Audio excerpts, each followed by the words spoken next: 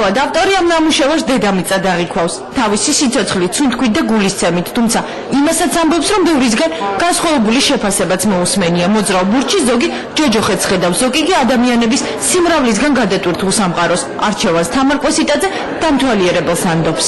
ხეშად რო ვთქვათ დედამიწის მოდელი და ეს სუნთქვის და გულისცემის გამოხატულება.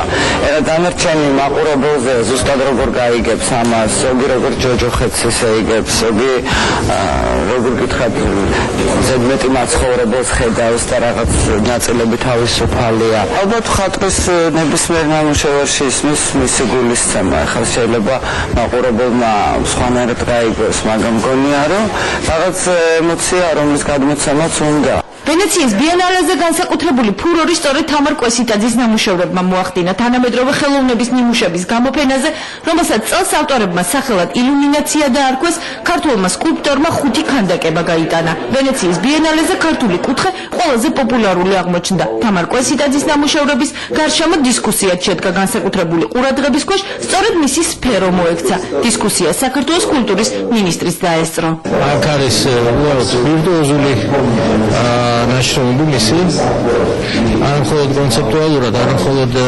შინაარსობრივად, არამედ ტექნიკურადაც უმაღლესი პილოტაჟია ნაჩვენებით ოსტატობის. უმაღლესი შეფასება თამარ კვესიტაძის ნამუშევრებმა უცხოელი ხელოვნებათმცოდნეებისგან მიიღეს.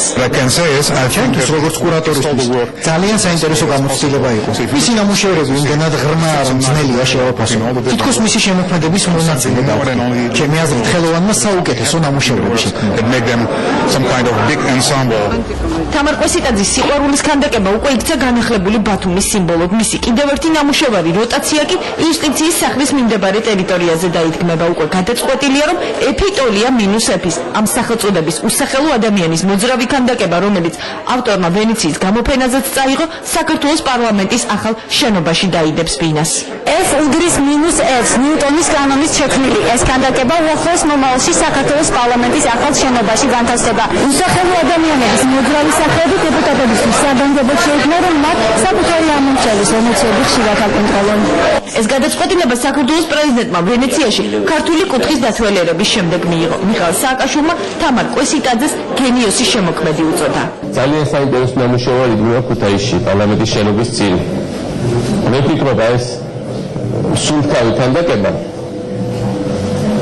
ჩვენ დავდოთ პარლამენტის შენობის შიგნით, პარლამენტარების დასანახავად. ახალი პარლამენტის შენობის შიგნით, რათა თუ კარგად მოусმენ, ეს ხალხი რაღაცას ლაპარაკობს. და პარლამენტარებს მუდმივად უნდა ესმოდეს ხალხის ჩურჩულიც კი. და ეს იყოს სიმბოლო ახალი პარლამენტის შიდა ინტერიერის ასევე, რომ ყველამ გაიგოს მუდმივად პარლამენტმა არასდროს არ დაკარგოს, უნდა რომ გაიგოს ხალხის ხმა. მიხეილ სააკაშვილმა ვენეციის ბიენალეს სხვა პავილიონით მოინახულა. ქართველი მოქანდაკე ანდრო ვეკუა გამოფენაზე შვეიცარიის სახელით წარსდგა. სოხუმი დაცემამდე, ასე დაარქვა 1989 წელს აფხაზეთში მომხდარი პირველი შეტაკებებისას დაღუპული ხელოვანის ვოვა ვეკუაშვილმა საკუთარ შემოქმედებას. შენობების კრებული სულ 15 ნაგებობისგან შედგება. ნახეთ როგორი უსაზღვროა ქართული ნიჭიერება, რომ ერთი ქვეყნის ფარგლებს ცდება და არა მხოლოდ საქართველოს წარმოადგენენ ქართული მხატვრები, იმიტომ რომ ყველა ქვეყანას აქვს უფლება მხოლოდ ერთი მაგარი მხატვარი წარმოადგენს, რომელიც ასევე შვეიცარიას. ვენეციის ქუჩებში სეირნობის დროს მიხეილ სააკაშვილი წარმოშობით ქართულ გოგონას შემთხვევით შეხვდა, რომელმაც პრეზიდენტს ბესიკის ლექსი წაუკითხა.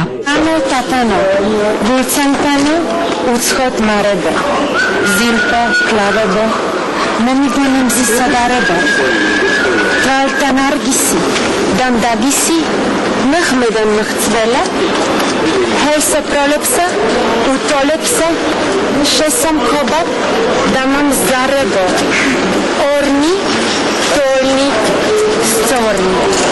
დიდი მადლობა. დიდი მადლობა, thank you so much. ვენეციაში თანამედროვე ხელოვნების ნიმუშების გამოფენის დათვალიერებით პრეზიდენტმა იტალიაში ვიზიტი დაასრულა.